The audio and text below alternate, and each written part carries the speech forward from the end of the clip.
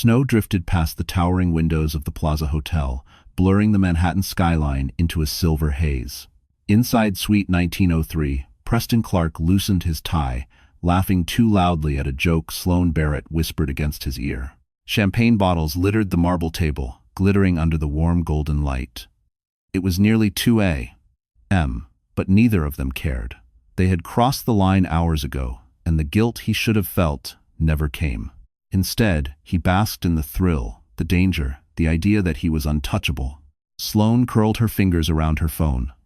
"She'll find out eventually," she murmured. Preston smirked. "Madison is too soft. She won't leave. She needs me." Those words were the final push Sloane needed. She lifted her phone, snapped a picture of Preston shirtless beside her, his wedding ring still on his finger, then typed out a message with a cruel calmness. "Thought you should know where your husband spends his nights?"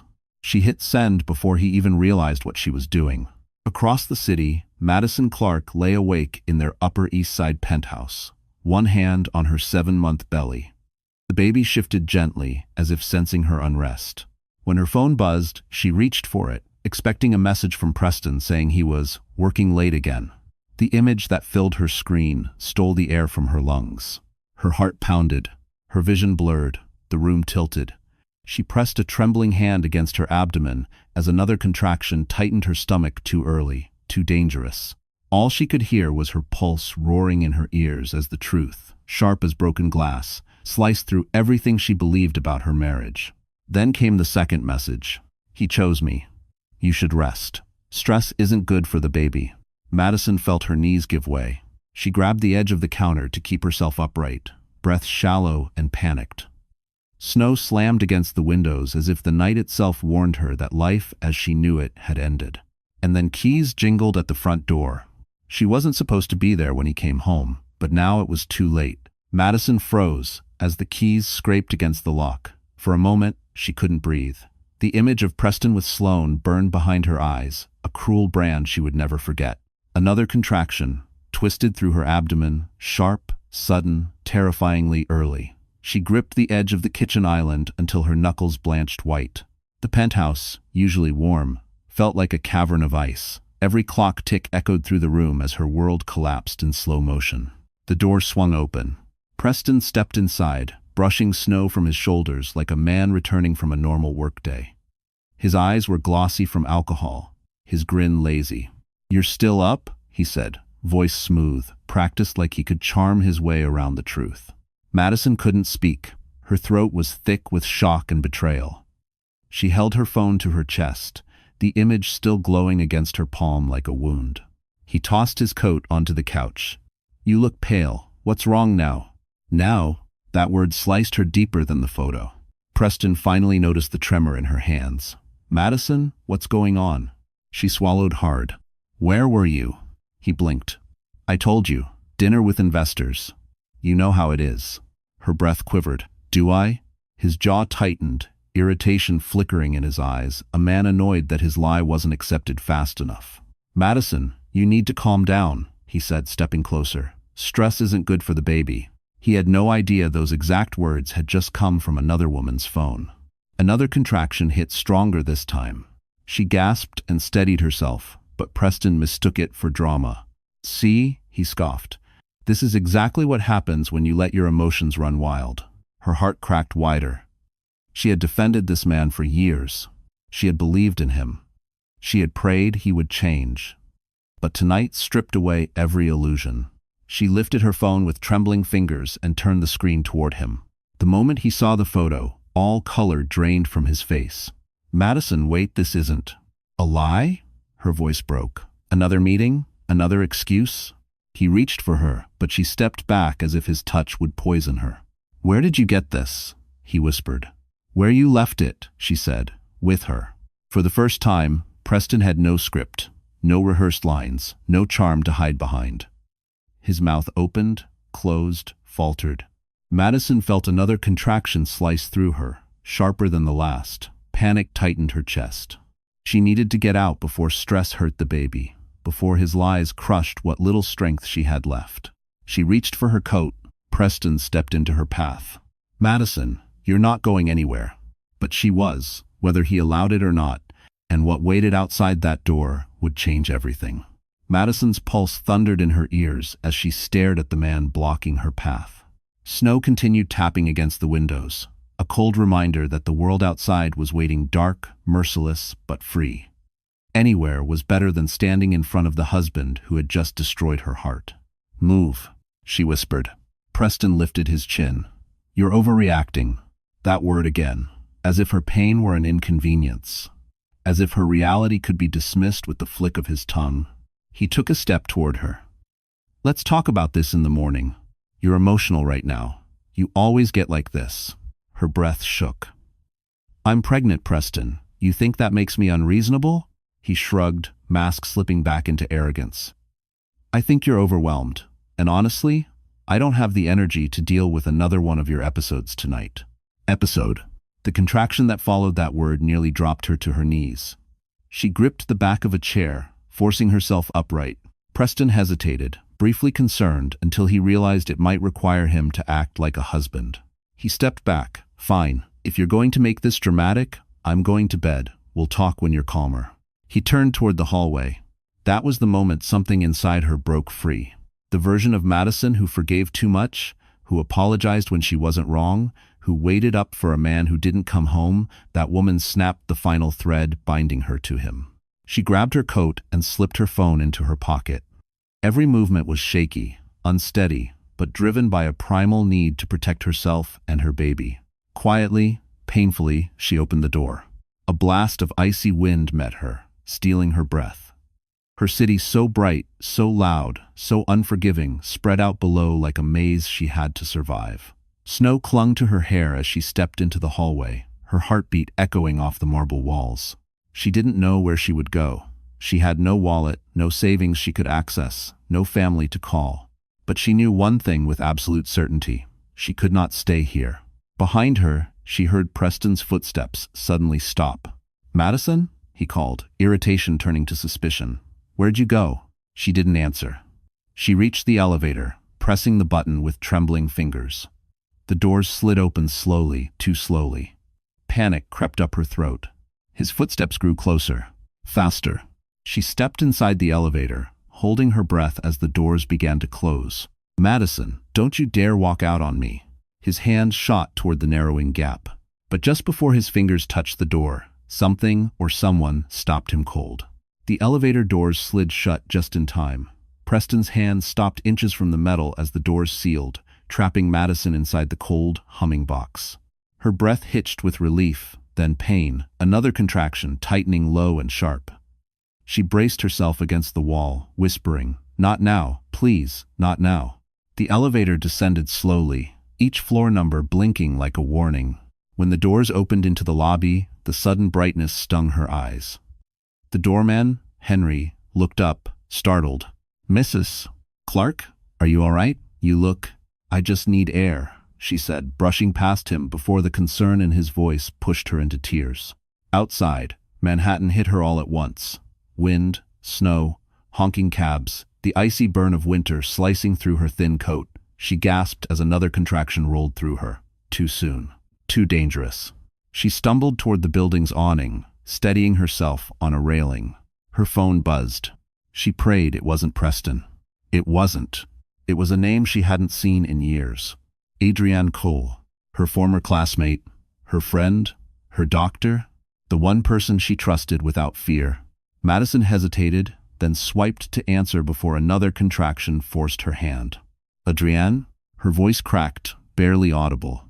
"Madison?" His tone sharpened instantly. "You don't sound okay. Are you home?" "No," she whispered, breath shaky. I left." A beat of silence. Not judgment, not surprise, pure concern. "Tell me where you are." "Aiton."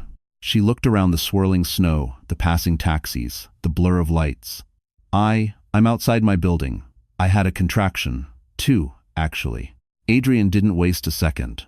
"You're 7 months. You shouldn't be contracting at all. Madison, stay right there. Don't move. I'm coming." Fear surged through her. "I don't want to go back upstairs. He's there." His voice softened. "You're not going back inside. I'm coming to get you." A cab sped past, drenching her shoes in slush. She flinched, clutching her belly. I didn't know who else to call. I'm glad you called me, he said. I'll be there in 5 minutes. If the contractions get closer together, call 911 immediately. Okay. She ended the call and exhaled shakily. She didn't know what came next. She didn't know where she would sleep tonight, or how she would survive without money, without support, without a home. But she wasn't alone anymore. She wrapped her coat tighter around her, snowflakes clinging to her eyelashes. Behind her, the building's doors burst open. Preston stormed out, scanning the street. Madison. She stumbled backward, panic rising. And just then, a pair of headlights cut through the snow, stopping right between them. The headlights sliced through the swirling snow, blinding Preston long enough for Madison to step backward toward the curb. A sleek black SUV rolled to a stop, the engine humming low and controlled. The driver's door swung open, and out stepped Adrian Cole, coat dusted with snow, expression sharpened by worry. Madison, he called, voice steady despite the chaos. Relief flooded her so fast, her knees nearly buckled. Preston, however, stiffened with disbelief and anger. What the hell are you doing here? Preston barked. Adrian didn't even glance at him. His gaze went straight to Madison, her pale face, the way she held her belly, the tremor in her stance. You're having contractions, he said softly. We need to get you warm. Madison nodded, breath shaky. Preston stepped between them, jaw clenched. She's my wife, he snapped. She's coming back upstairs. This is none of your business. Adrian finally looked at him, eyes calm but unyielding. She called me. That makes it my business. It's a misunderstanding, Preston insisted. She's emotional, she's confused. She doesn't... I'm not confused, Madison said, her voice raw. I'm leaving. The street went silent, except for the distant sounds of Manhattan nightlife. Preston's face twisted in disbelief, not because she was hurt, but because she dared defy him. You can't walk out, he said, voice lowering into something colder. You have no money, no place to go. Don't be ridiculous. A fresh contraction hit, sharp and burning. Madison folded slightly, clutching her belly. Adrian moved instantly, one hand steadying her elbow. That's enough, he said. She's getting in the car. Preston lunged forward. Don't touch her. Adrian didn't raise his voice. He didn't need to. If you lay a hand on her, I will call the police and report endangerment of a pregnant woman. Back away. Preston froze, not out of guilt, but calculation. The last thing he could afford was a public scandal. Madison met Preston's eyes one last time. The man she once loved. The man who betrayed her. The man she finally saw clearly. She whispered, "Goodbye, Preston." Adrian helped her into the SUV, wrapping his coat around her shoulders. She sank into the warm leather seat, trembling from adrenaline and cold. As the car pulled away, Madison watched Preston shrink in the rear window, arms crossed, fury twisting his features, snow swirling angrily around him. For the first time that night, she exhaled a breath that didn't feel like breaking. But as the SUV turned onto Park Avenue, her phone buzzed again. A new message. From an unknown number? And the moment she opened it, her blood ran cold. The SUV glided through the snow-slick streets, its heater humming softly. Madison pressed both hands against her belly, trying to steady her breathing. The contractions had slowed but hadn't stopped. Each one reminded her how close she was to danger. Adrian glanced at her from the passenger seat. We're 10 minutes from Mount Sinai. I want them to check you as soon as possible. Madison nodded weakly. Her phone buzzed again in her trembling hand. Unknown number. She hesitated before opening it. The message was short, brutal. You won't make it without him. Go home before it's too late. A second message followed instantly this time. A picture. Her hospital file. Her prenatal chart. Pages she'd seen in her doctor's office. Her blood ran cold. How? How did they get this? Adrian's eyes snapped to the screen. That's confidential. Where did this come from? I don't know, she whispered. Someone sent it just now. He took the phone gently. His expression darkened. This is serious. This isn't just Preston being manipulative. Someone accessed your medical records. The driver glanced in the mirror. Should I keep going to the hospital? Adrian nodded. Yes, absolutely. If you're staying. Snow thudded against the windshield as the streets blurred past in streaks of white. Madison leaned back, fighting the rising panic. Adrian, her voice wavered. What if someone is watching me? His tone softened. You're safe right now. No one can get to you here. But even he didn't fully believe it. She could hear it in the tightness of his breath. Madison rubbed her stomach, feeling a soft kick beneath her palm. I didn't think it could get worse than tonight. But someone having my medical files, that's not an accident. Adrian exhaled slowly. This could be someone inside the hospital. Or someone connected to Preston. He paused. Madison, did he ever mention wanting full custody if something happened to you? Her heart plummeted. She remembered a conversation weeks ago, Preston casually asking who would get the baby if she couldn't handle motherhood. At the time, she had laughed it off. Now it felt like a threat. Another buzz. This time, the message read, "You're making a mistake. He's the only one who can protect your child." Adrian's jaw tightened. That's enough. When we get to the hospital, I'll talk to administration. We'll lock your file. No one gets access without my authorization. Madison swallowed, fear thick in her chest. What if Preston tries to show up? He won't, Adrian said firmly. I'll make sure of it. The SUV slowed as it turned into the hospital driveway. But before they reached the entrance, a dark figure stepped directly into their headlights, forcing the driver to slam the brakes. Snow swirled around the silhouette, and then Madison saw the familiar outline of a man she never wanted to face again. Preston was already there waiting. The SUV skidded slightly as the driver slammed the brakes. Snow swirled in the headlights, framing the dark silhouette standing dead center in the driveway. Madison's breath caught in her throat. Preston. His coat whipped in the wind, his posture rigid, his expression unreadable. He looked like a man who had lost control of everything and was determined to take it back. Adrian cursed under his breath. He must have followed us. Madison's pulse hammered. Adrian, I can't see him right now. You won't, Adrian said, already unbuckling his seatbelt. His voice was reassuring, but the tension in his jaw betrayed him. Stay in the car. Before she could respond, Adrian stepped out into the snow. Preston took a step forward. Move, Adrian. Not tonight, Adrian replied. Not while she's contracting. Preston's eyes narrowed. She's my wife. And that's your excuse? Adrian shot back. She's shaking, she's in pain, and someone accessed her medical records. You think I'm letting you near her? For a moment, the world was only their voices low, sharp, cutting through the snowstorm. Madison pressed her palm against her belly, trying to calm the baby's restless movement. Preston's voice rose, losing its polished edge. She belongs with me. I can take care of her. Really? Adrian stepped closer, the snow crunching beneath his boots. You weren't there when she collapsed. You weren't there when she couldn't breathe. You weren't there for any of it. Preston flinched, not from guilt, but from the truth hitting too close. She needs stability, Adrian continued. She needs medical care, and she needs to feel safe, something you clearly can't provide. Thanks for one. Preston's hands curled into fists. Get out of my way. No. Madison's throat tightened as she watched the standoff unfold just feet from her. Her body tensed with another contraction, this one sharper, lasting longer. She pressed her forehead against the window, fighting the urge to cry out.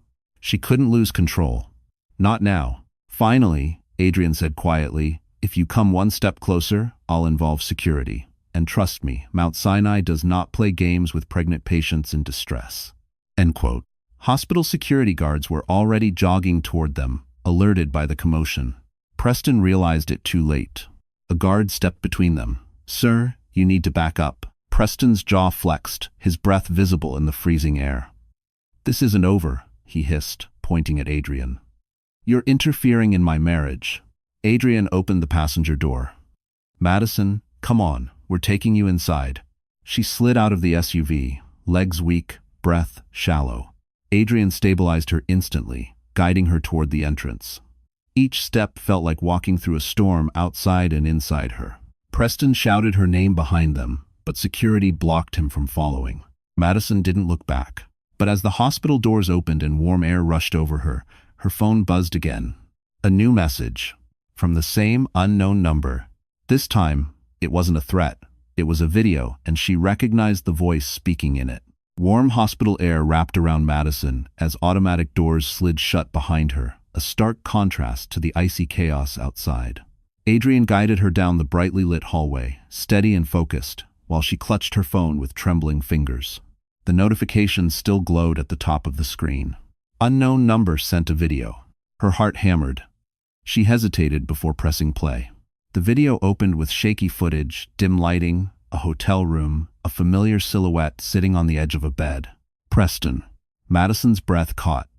But it wasn't the betrayal she feared most. It was his voice, cold, calculated, nothing like the man he pretended to be in public. "She's too emotional to raise a child," Preston's voice said. "Once the baby's born, I'll make sure custody is handled." Sloane understands. She knows the plan. A female voice chimed in. Sloane. "We'll tell them she's unstable. It's not even a lie. She cries all the time." Madison's stomach twisted. Her knees weakened. This wasn't just infidelity. This was a conspiracy. Adrian noticed the blood drain from her face. "Madison, talk to me." She couldn't. The words felt lodged in her throat. She pressed play again. Preston's voice continued. "My lawyers will bury her. She won't stand a chance." Sloane giggled. A cruel sound. "Good. The sooner she's out of the penthouse, the sooner I move in." The recording ended abruptly. Madison lowered the phone, her hands shaking uncontrollably. He planned everything. He wanted custody. He wanted me gone." Adrian's expression hardened, a rare fury sharpening his features. "This isn't just immoral. This is criminal." Her throat tightened. "Who sent this? Why now?" "We'll figure it out," he said firmly. "Right now, you need to focus on you and the baby." And then Freezy. They reached the maternity triage area. A nurse rushed toward them, scanning Madison's pale face. "Is she contracting?" "Yes," Adrian answered. 7 months. High stress. She needs fetal monitoring and labs now." Madison lay back on the exam bed, tears slipping silently as the nurse attached monitors. The rhythmic heartbeat of her baby filled the room, a fast, steady whoosh, whoosh, whoosh that made Madison both relieved and shattered. Adrian stayed beside her, calm but unyielding. "You're safe here." "And that video? It's proof. Proof of manipulation, coercion, maybe even medical privacy violation. This changes everything legally." Madison swallowed hard. "Do you think someone is trying to help me? Or someone wants Preston taken down?" Adrian said quietly. "Either way, we'll use it." Just as Madison began to steady her breathing, an alarm beeped sharply on the monitor. The nurse's eyes widened. Her contractions just intensified. Another nurse hurried in. "Dr. Cole, we may need to prepare for preterm labor." Madison's heart plummeted. And outside the triage room, someone was listening through the door. Outside the triage room, the hallway looked calm, sterile white walls, humming lights, nurses rushing by with charts. But behind the closed door, the tension was suffocating. Madison's contractions were steady now, too steady for anyone's comfort. Adrian hovered at her bedside, trying to stay composed even as worry tightened around his eyes. The nurse adjusted the fetal monitor, glancing at the printout with increasing concern. "Her contractions are 4 minutes apart," the nurse said softly. "We need to notify OB immediately." Madison's breath hitched. "Is my baby in danger?" Adrian took her hand. "We're not there yet. You're responding to high stress. If we can stabilize that, we may be able to stop the labor." End quote. But Madison wasn't convinced, not when fear kept clawing up her throat, not when her body felt ready to collapse, not when betrayal still echoed in her ears. The nurse stepped out to page the OB team. Adrian lowered his voice. "Madison, focus on breathing, one contraction at a time." She nodded, failing to steady her trembling hands. Then she noticed something. The door. It wasn't fully closed. A small gap remained, barely visible, but enough for a shadow to flicker across the floor. Someone was standing there, listening. Her pulse spiked. "Adrian," she whispered, "someone's outside." He turned. The shadow shifted quickly, disappearing down the hall. Adrian stepped out, scanning the corridor, but whoever it was had vanished behind a corner. He returned with a tense expression. "No one should be anywhere near this room except medical staff." Madison swallowed. "Do you think it's Preston?" "It might be someone working for him," Adrian said. "That video you received? It changes the stakes." The nurse returned with a tablet. "Dr. Cole, the OB team is reviewing her case. They want labs, hydration, and continuous monitoring." Adrian nodded. "And security around this area?" Quietly. The nurse blinked, surprised but compliant. "Yes, doctor." As she left, Madison pressed a hand to her stomach. "I feel like I'm being hunted." "Think."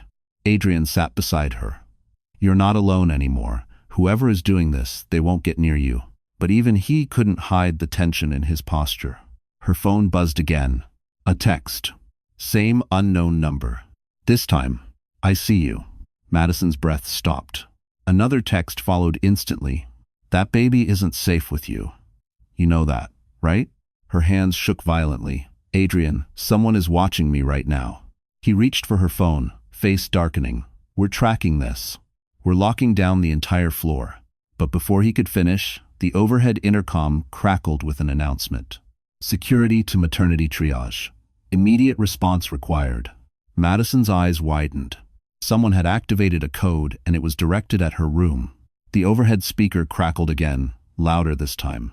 Security to maternity triage. Code red. Madison's heart slammed against her ribs. Code red wasn't standard. It wasn't for medical emergencies. It meant security threat. Someone had triggered it for her floor. Adrian immediately moved toward the door, his voice low and urgent. Lock this room. Now. The nurse hesitated only a split second before rushing to slide the heavy latch. The metallic click echoed through the room like a warning shot. Madison clutched her stomach. Adrian, what does this mean? What's happening? It means someone tried to access a restricted area, he said, keeping his gaze fixed on the small window in the door. And they're too close. Her body trembled uncontrollably. Another sharp contraction tore through her abdomen, forcing her backward into the bed, teeth clenched in pain. The heartbeat monitor beeped faster. Adrian rushed to her side. Breathe with me. In, out, good. But he couldn't hide the tension coiling through him. Footsteps thundered down the hallway, shouting, a crash metal hitting the floor. Madison flinched. A nurse burst into view behind the door window, waving frantically at Adrian through the glass. Someone tried to get past the front desk. They said they were here for Madison Clark. Madison felt the blood drain from her face. Preston? Or someone worse? Adrian stepped toward the window. Is security with them? Yes, but he ran. We don't know where he went. Madison's breath turned shallow. She pressed a hand to her belly, terrified this stress would push her into preterm labor. The nurse outside continued. We're locking down all maternity entrances. No one in or out without badge clearance. As she disappeared down the hall, Adrian closed the blinds on the door window. No one sees in. No one comes in except medical staff, he said firmly. Then Madison's phone buzzed again. Her vision blurred as she lifted it. The unknown number had sent a new message. Almost there. Then, a second. You can't hide behind him forever. Her heart lurched. Adrian, they know where I am. He took the phone, jaw tightening. Whoever this is, they won't reach you. But before he could say more, the lights flickered overhead once, twice before the entire hallway outside went dark. Only her room remained lit. The machines beeped steadily, unnervingly loud in the sudden silence. Adrian's head snapped toward the blackout. That shouldn't happen, he murmured. Someone killed the power to the maternity wing. Madison's breath hitched. Footsteps echoed again, slow this time. Deliberate. Approaching. They stopped right outside the door. The handle moved. Once, twice, then slowly began to turn. And Madison realized this wasn't Preston's way of walking. It was someone else. Someone she had never heard before. The metal door handle jerked again, twisting halfway before slamming back as if someone were testing its strength. Madison's breath froze in her chest. Adrian immediately stepped in front of her bed, one arm out as if shielding her from whatever stood on the other side. Stay back, he whispered. He wasn't talking to Madison. He was talking to whoever was outside. The hallway remained pitch black, except for the faint outline of a tall figure standing just feet away. The gap beneath the door glowed with emergency lighting, and a shadow moved across it, slowly, deliberately. Then came a voice. Low, male, unfamiliar. Open the door, doctor. Daughter 4. Madison's heart slammed painfully. She clutched the bedsheets. Adrian's posture tightened. Identify yourself. No answer. Instead, the handle twisted a third time harder. Open it, the voice repeated. Colder now. It's urgent. Adrian didn't move. You're not hospital staff. Back away from the door.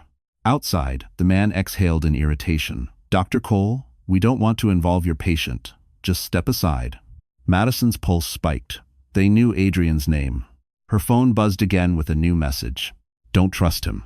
Her stomach twisted. She didn't know whether the message referred to Adrian or the man outside, but either option made her tremble harder. The lights flickered inside the triage room, then steadied. Adrian leaned closer to the door. Security is on their way. Leave before. A loud bang cut him off. Someone had slammed their body against the door. Madison gasped, gripping her belly as another contraction tore through her. The fetal heart monitor quickened, responding to her panic. Adrian, she choked. He turned, his voice softening. Focus on breathing. I'm right here. But outside, the man started pacing, his shoes scraping against the linoleum. Your patient has something that doesn't belong to her, he muttered. We need it. Madison's mind raced. Something that doesn't belong to me? She whispered. What is he talking about? Adrian shook his head. You don't have anything of value besides your phone. And your medical chart. Madison froze. The video. The messages. The leaked hospital file. Was someone trying to retrieve the evidence? Adrian stepped to the intercom beside the bed and pressed the emergency button. This is Dr. Cole in Triage 3. We need full lockdown and immediate security response. There's an intruder on the floor. Static crackled. Then a voice answered, Security is dispatched. Stay inside. Also, another violent slam rattled the door. Madison cried out, Adrian, he's coming in. No, Adrian said firmly, positioning himself like a barrier. He's not getting anywhere near you. But then, the banging suddenly stopped.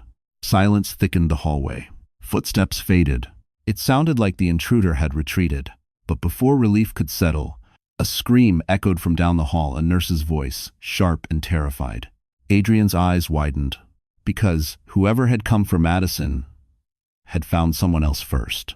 The scream jolted through the maternity floor like electricity.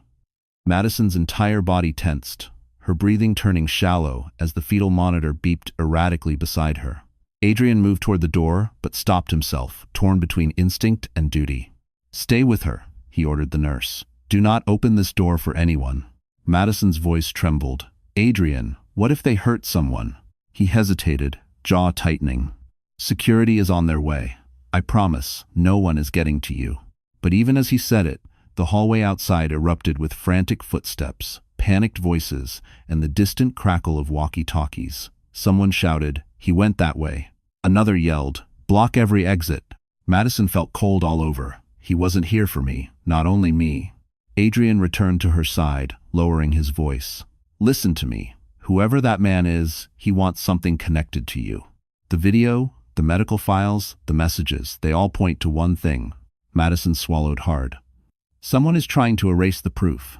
Before Adrian could answer, a nurse burst through the intercom speaker. Dr. Cole, the intruder attacked a staff member. She's conscious but injured.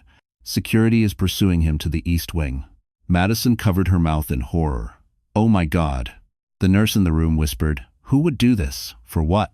Adrian exchanged a grim look with her. Someone who wants access to a pregnant woman's medical records without authorization. Madison's eyes widened. Custody. He wants leverage for custody. Her mind raced through all the terrible possibilities. Preston's voice in the video saying she was too unstable. The threats about the baby not being safe.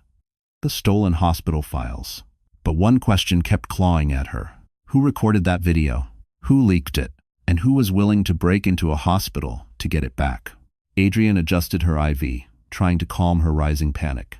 Your contractions are worsening again. Madison, you need to focus on breathing. Stress will push your body closer to labor. Tears slid silently down her cheeks. I don't feel safe anywhere.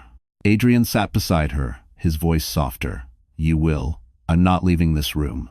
It stand, but a loud crash echoed outside, followed by a man shouting, He got into the stairwell. Lock the maternity doors now. The nurse hurried to reinforce the latch. Another contraction hit, sharp and deep. Madison cried out, gripping the rails of the bed. Adrian leaned closer. Stay with me. You're safe. But she wasn't. Her phone buzzed on the tray table. Another message. This one wasn't a threat. It was a single photo. A sonogram. Not hers. And beneath it, she's not the only one having his baby. Madison stared at the sonogram photo, her pulse thundering in her ears. The grainy image showed a tiny curled form, another pregnancy. Another due date. Her vision swam as she read the note again. She's not the only one having his baby. Her breath cracked. Adrian, what is this? He took the phone, his expression turning rigid. This isn't your file. This is someone else's fetal ultrasound. Someone wants you to think Preston got another woman pregnant. Madison shook her head. But what if it's true? What if he— No, Adrian said sharply, then softened. We don't know anything yet. This could be real, or it could be an intimidation tactic. A nurse slipped in quietly to check the monitors, her brows tight with concern. Her contractions are tightening again. Madison pressed a shaking hand to her forehead. I can't take more of this. I can't. Don't say that, Adrian said firmly. Your body reacts to stress. We're getting ahead of it. But stress was now an ocean swallowing her whole. Her husband was cheating. Her medical records had been stolen. An intruder was stalking the maternity ward. And now another pregnancy? She felt her chest constrict, breaths shortening. Adrian lifted her chin gently. Madison, look at me. Her tear-filled eyes met his. You are not breaking, not tonight. FUS is a visitance. But she already felt broken. A knock sounded at the door, soft, hesitant. Then, a voice. Dr. Cole, it's security. We've cleared part of the floor. We need to confirm your patient's safety. Adrian didn't trust it. His eyes narrowed. Badge to the window. The guard slid an ID under the glass. Adrian checked it carefully, then unlocked the door only a few inches. Report? We found the injured nurse. The intruder went down the east stairwell. We believe he exited through a service door. If it doesn't for Marie. Believe isn't enough, Adrian said coldly. You need to find him. We're trying, sir. The guard left. But something felt wrong. Madison whispered, Adrian, what if Preston isn't the father in that picture? Adrian froze. What do you mean? Her voice trembled. Earlier tonight, he said something to Sloane on that recording. She told him she had a plan.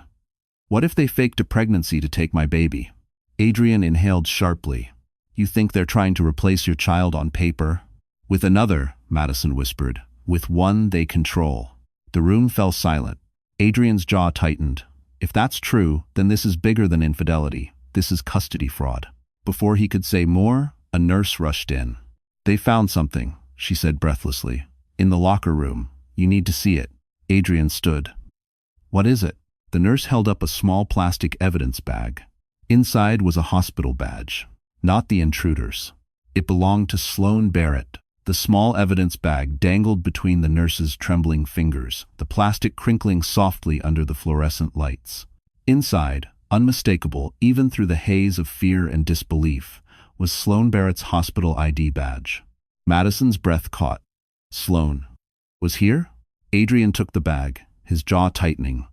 This badge gives access to multiple restricted areas. Someone used it tonight. End quote. But Sloane isn't staff here, Madison whispered. She has no reason to even be near this hospital. Adrian looked at her gravely. She had a reason tonight. The nurse continued. We found it in the maternity locker room. Security thinks the intruder used it to bypass the second-floor doors. Madison felt her skin crawl. So she's involved. She helped him get inside. Adrian shook his head slowly. Or she is the one who planned all of this. $, for us. In is 9. The room tilted for a moment. Madison wasn't sure if it was fear or another contraction causing the dizziness. The fetal heart monitor beeped, a rapid rhythm echoing the panic rising inside her. She wants my baby, Madison whispered. This proves it. Adrian placed a steady hand on hers. We don't jump to conclusions. But this, he lifted the badge, isn't a coincidence, and it's enough leverage for a legal case. Prostration, and great off too. Before Madison could respond, 2 hospital security officers appeared at the doorway. Dr. Cole, we reviewed camera footage, one said urgently. Someone used that badge 30 minutes ago to access the East Wing stairwell. But here's the issue. He hesitated. Adrian pressed. What issue? The footage shows the intruder wearing a mask. But the timestamp suggests someone else swiped the badge. Someone smaller. Faster. Madison shivered. Smaller? Like Sloane? The officer nodded grimly. We believe she escorted him inside, then handed him the badge. Madison pressed a hand to her mouth. So the man wasn't acting alone. No, Adrian said. This was coordinated. The officers exchanged a look. And there's more. Preston Clark arrived outside minutes after the intruder fled the stairwell. We're not sure if he was following the intruder or if he was part of it. Madison closed her eyes. He said he didn't know anything. He acted shocked. And that's the issue, Adrian murmured. He acted shocked. The security officer stepped closer. Dr. Cole, we need to move Miss Clark to a safer room until we determine whether the threat is gone. Madison's heart thudded.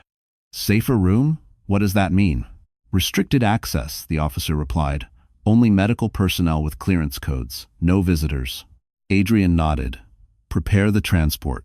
Madison tried to swallow, but her throat felt tight. Adrian, do you think Preston and Sloane planned this together? He met her eyes. I think they planned more than you ever knew. As the officers moved to escort them, a hospital aide sprinted down the hall, shouting, Dr. Cole, you need to come now. They found something in the parking garage. Adrian stiffened. What did they find? The aide's face drained of color. A car, engine running, and inside is someone who shouldn't be alive. Thanks for watching. Madison's breath quickened as the aide's words echoed down the hallway. A car, engine running, someone who shouldn't be alive. Her stomach twisted painfully, and the fetal monitor responded with a spike. Adrian immediately turned to the officers. Stay with her. Don't move her until I return. No, Madison whispered, gripping his wrist. Don't leave me. His expression softened, but danger pulled him away. I'll be back in minutes. You're safe here. Security is outside this door. To desk. She didn't feel safe. Not even close. Adrian jogged down the corridor, following the aide toward the parking garage. The hallway lights flickered, a reminder of the earlier power issue. Another sign tonight was far from ordinary. Madison watched him disappear. Every step he took away from her felt like another piece of stability ripped from her hands. Back in the room, the nurse adjusted the monitors again. Your contractions are steady but controlled. Breathe slowly. Iclosion. Madison tried, but her mind raced through 1,000 awful possibilities. Someone who shouldn't be alive. What did that mean? 10 agonizing minutes passed. Then 15. Then 20. Still no Adrian. Finally, the door burst open, and he hurried in, face pale, eyes blazing with something between shock and fury. Adrian? Madison whispered. What did they find? He swallowed hard, as if choosing his words carefully. The car was parked in a dark corner of the garage, engine running, doors unlocked. And the person inside? She asked, barely breathing. It was a man, Adrian said quietly, unconscious, wearing hospital scrubs. Madison frowned. A nurse? No. Adrian shook his head. He wasn't staff. They checked the roster twice. Then who was he? Adrian exhaled slowly. He had bruising around his throat like someone tried to silence him. And in his pocket, he hesitated, was another hospital badge. Madison's blood chilled. Sloane's? No. Adrian's jaw tightened. This one belonged to a physician, a doctor who used to work here. Used to? He was fired for altering patient records. Madison felt tears burn her eyes. He was helping them, wasn't he? Preston and Sloane. Adrian nodded grimly.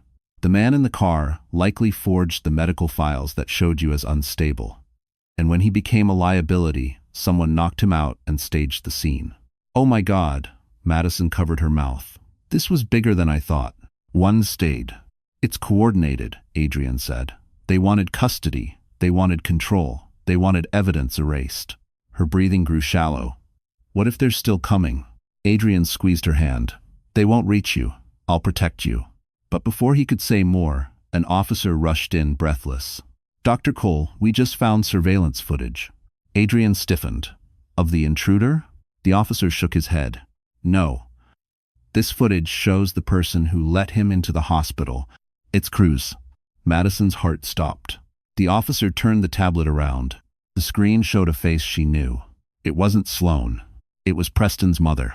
Madison stared at the footage on the tablet, disbelief rooting her to the bed. The grainy video showed an older woman in a dark coat, her movements calculated, her posture rigid with purpose. Even in the poor lighting, Madison recognized her. Margaret Clark, Preston's mother, a woman who had never once tried to hide her disdain. No, Madison whispered, She hates hospitals. She avoids them unless absolutely necessary. Adrian exchanged a grim look with the officer. Yet she walked right in tonight. The officer nodded. She used a visitor badge. She requested access to the East Wing just minutes before the intruder appeared.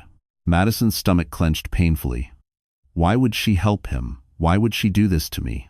Adrian's voice softened. Because if they get custody, the baby becomes a Clark heir. And Margaret has always cared more about lineage than human beings. Madison remembered the cutting remarks, the judgmental eyes, the way Margaret once said, "Some women just aren't built for motherhood." Another contraction hit sharp, punishing. The fetal monitor spiked again. "Relax your breathing," the nurse urged. "We need to keep your blood pressure down." Madison tried, but adrenaline flooded her veins. Does Preston know? Was he part of this? The officer cleared his throat. "We're reviewing more footage. But so far, it appears Preston arrived too late to have been with her." "Too late doesn't mean innocent," Adrian added quietly. Madison pressed her hands to her belly, shaking. His mother would do anything to keep this family pure. "If she thinks I'm unfit, she's not the one who decides that," Adrian said firmly. "And after tonight, she may be facing criminal charges." But Madison shook her head. "You don't understand. Preston listens to her. Always. She controls him. She controls everything." The nurse adjusted the IV line. "We're prepping magnesium to slow labor. Try to stay calm." Calm? While her husband, his mistress, a disgraced doctor, an intruder, and now Preston's mother were all orchestrating a plan around her unborn child? "Adrian," Madison whispered, tears spilling. "I don't know who's safe anymore." "You're safe with me," he said, the intensity in his eyes unwavering. "I won't let them near you." "But Dinatum." Suddenly, another officer appeared at the door, breathless. "We found Mrs. Clark." Madison's heart dropped. "Where?" Adrian asked. "In the cafeteria, sitting calmly at a table." "Is she detained?" Adrian pressed. The officer hesitated. "Not exactly. She asked to speak with Madison, alone." Madison's blood froze. "No," Adrian snapped. "Absolutely not." The officer swallowed. "She said Madison already knows the truth, and she wants to finish the conversation." Madison trembled, because she remembered hours earlier, Margaret had called her, and Madison hadn't dared listen to the voicemail.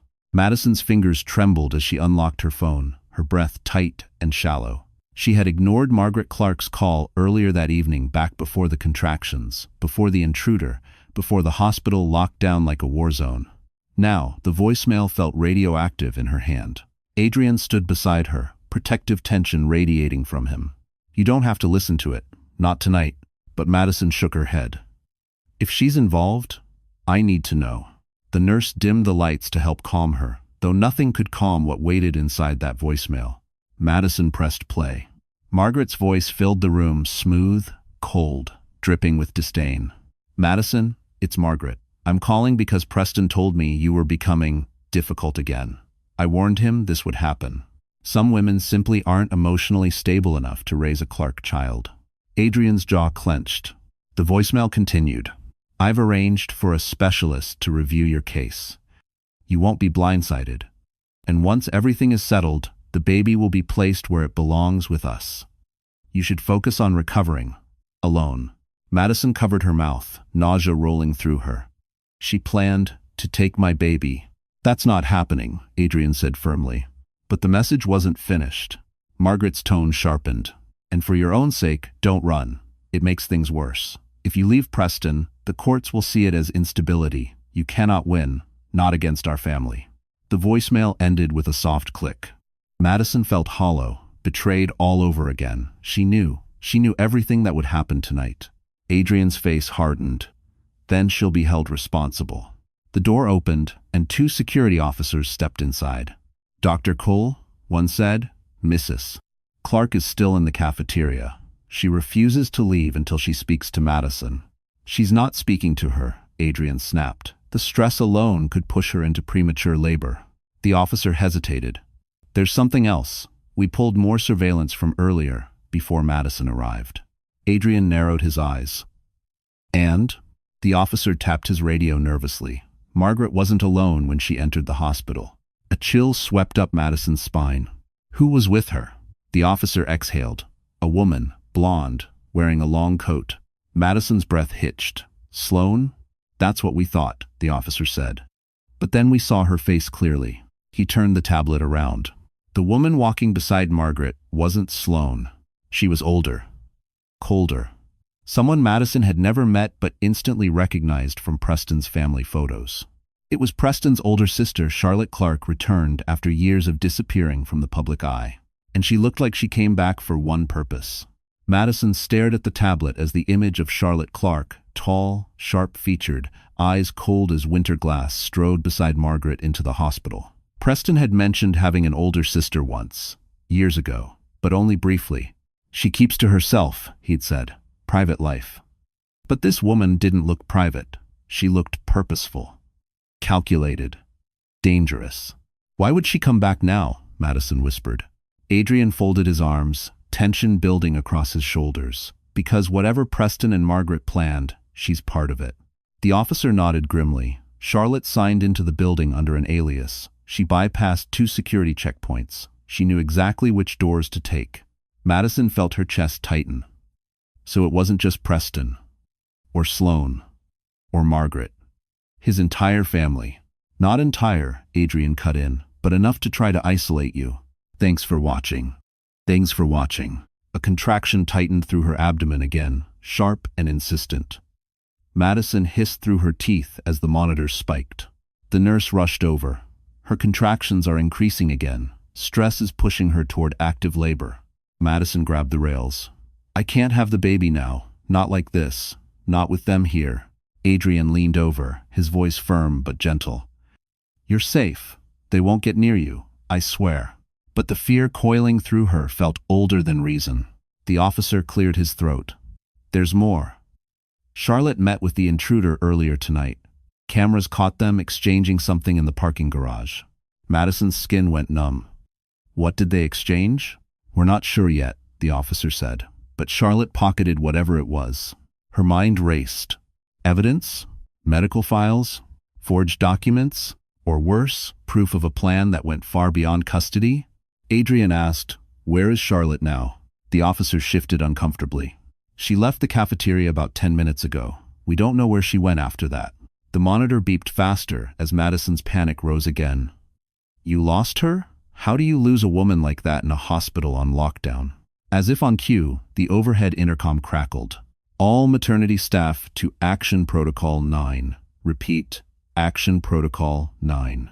Adrian's eyes widened. "Protocol 9? That's only used when..." The door burst open. Another officer rushed inside, panting. "Dr. Cole, we need you. Now." Someone accessed the newborn wing using a forged badge. Madison felt the room tilt. That's not possible," she whispered. "My baby isn't even born yet." The officer nodded, fear hollowing his eyes. "We know. But whoever went in," he swallowed, "asked specifically for the Clark family file." Madison's scream tore from her throat. Adrian gripped her shoulders. "Madison, look at me. Breathe." But she couldn't. Because the officer wasn't finished. He lifted a small object wrapped in latex gloves. "We found this drop near the nursery." Madison blinked through tears as he held it up. It was her wedding ring. Madison stared at her wedding ring inside the evidence bag as if it were a fragment of a life that no longer belonged to her.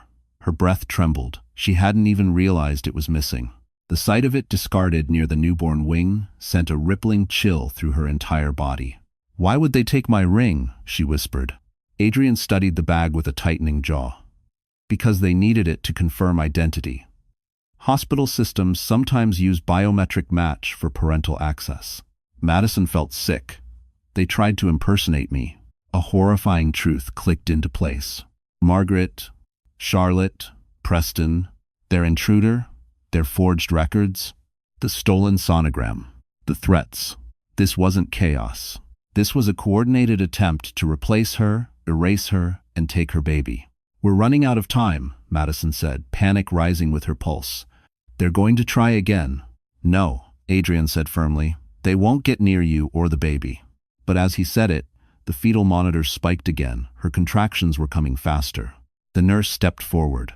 "We need to move her to a delivery room now. She's dilating. We may not be able to stop the labor." Madison's hands shook violently. I can't have my baby tonight, not while they're here, not with them trying to. Madison, the nurse said gently, your body may not give you a choice. 2 officers entered the room, faces grim. One of them held a tablet. Dr. Cole, the taller one said, legal just briefed us. Based on the voicemail, the forged badge, the stolen medical files, and the attempted breach of the newborn wing, this is now a criminal matter. Adrian nodded. It always was. The officer continued, we need Madison to make a statement for the record. And we need her to confirm whether she wants a restraining order filed immediately against Preston and his family. Yes, Madison whispered. All of them. But the officer shook his head. Before we file it, you need to hear this. He tapped the screen. A recording began audio only, but unmistakable. Preston's voice. I don't care what it costs. Just make sure she looks unstable. Once the baby comes, it's our word against hers. Another voice responded. Charlotte's. She won't even see it coming, and if she resists well, accidents happen in hospitals every day. Madison clutched her stomach, nausea surging. Adrian's fists curled. This is attempted custody fraud and conspiracy to harm. The officer nodded. And with this recording, we can arrest them the moment they step into this building. The nurse raised Madison's bed rails. We need to move her now. And 24 it. The officers flanked the bed as they wheeled her toward the delivery wing, protecting her like she was the most fragile and most targeted person in the hospital. But as they turned the corner, an alarm blared overhead. A new hallway lockdown. The lights flashed red. A voice announced, unauthorized breach detected in the delivery wing. Madison's blood turned to ice. They weren't going after the newborn wing anymore. They were coming straight for her. The sirens blared overhead, red lights pulsing along the hallway as Madison's bed was rushed toward the delivery wing. Officers surrounded her, but fear still cut through her like ice. Every beep from the fetal monitor reminded her how fragile this moment was, how the wrong second, the wrong person, could change everything forever. Adrian ran beside the bed, gripping the rails. Stay with me, Madison. We're almost there. Her voice trembled. They're coming. I know they're coming. I have not. They won't reach you, he said, breathless but certain. I swear it.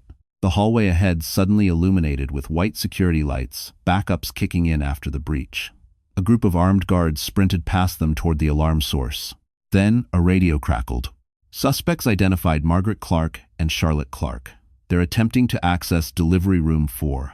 Madison's blood froze. That was her assigned room. 2 officers broke off and sprinted ahead to intercept. Adrian signaled to the nurse, switch her to room 7. Now. They veered sharply down a side corridor, bursting into a different delivery suite. The nurse locked the door behind them and drew the blinds over the window. Madison's body convulsed with a fierce contraction. Adrian, I think it's happening. He was already gloving up, voice steady. It's okay. You're safe now. Focus on breathing. End quote. Outside, shouting erupted security orders, pounding footsteps, Margaret's sharp voice echoing through the hall. You can't keep us from the baby. That child belongs to our family. Madison sobbed through the contraction. Please, don't let them touch my baby. Adrian met her gaze, steady and unwavering. I won't. Not now, not ever. A new wave of chaos broke outside, followed by a slam and angry shrieks. Security had reached them. Margaret's voice cracked into fury. You'll regret this. Preston will fix everything. But another officer shouted back. Preston Clark is already in custody. Madison's breath hitched. They arrested him? Adrian nodded. The recording was enough. He's done. Relief washed through her, but only for a second, because her body demanded her full attention. Adrian, it's time, he said gently. Push when I tell you. Minutes stretched like hours. Pain tore through her, but something stronger guided her determination, love, survival. Finally, a cry pierced the air. Her baby's cry. A sound so pure and small and miraculous that Madison collapsed into tears. The nurse wrapped the tiny newborn and placed them on Madison's chest. Warm, breathing, alive. Adrian exhaled shakily, emotion flickering across his usually calm features. You did it. Madison held her child close, trembling with overwhelming relief. We're safe. We're really safe. End quote. Later, As dawn broke over Manhattan, security confirmed Margaret and Charlotte were arrested at the scene. Sloane turned herself in when she learned Preston had confessed everything. The Clark scheme collapsed entirely. But Madison didn't care about their downfall anymore. Her future was in her arms. Adrian stood beside her, quiet and steady. "You're not alone anymore," he said softly. "Not now, not ever." Madison looked up, tears shining. For the first time in a long time, she believed him. And that was the beginning of her real life. All right, my wonderful friends. So here we are. The story has finally come to a close. And if you are still here, still listening, still breathing slowly with everything Madison went through, then something in this journey touched your heart in a way you maybe didn't expect. And that matters. It really does. Because this story wasn't just about betrayal or danger. It was about awakening, about remembering, as Marcus Aurelius once wrote, that the impediment to action advances action. What stands in the way becomes the way. Madison's pain didn't break her, it revealed her strength. Her fear didn't cage her, it guided her toward people who truly cared. And that's something each of us can carry into our own lives. No matter how dark the moment feels, there is always a path forward. And often, that path begins the moment we decide we deserve better. So if right now you're facing something heavy, loss, confusion, heartbreak, please remember, you are not alone, you are not weak, and you are allowed to rebuild your life in a way that finally honors who you are. If this story moved you, even a little, I'd love for you to like, share, and subscribe. Not for numbers, but so we can keep telling these stories together. Stories that remind us how strong the human heart can be, and how healing always finds those who keep walking. Thank you for staying with us. Truly,